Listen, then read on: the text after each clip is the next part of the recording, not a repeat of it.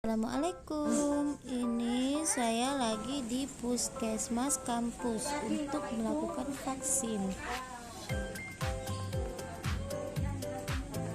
Dan di sini kita mengisi biodata, cuma tulis nama, alamat dan tempat tinggal sesuai KTP. Untuk selengkapnya kita sudah mendaftar online.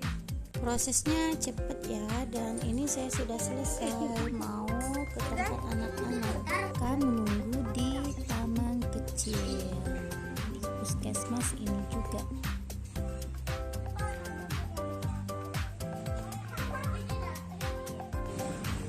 Setelah itu kita ke taman bermain juga. Ini ada masih dalam komplek. Mau ke puskesmas itu ada di pinggir jalan. Ini di depan PS Mall, di depan Taman Dharma Wanita. Oke, terima kasih ya sudah menonton videonya dan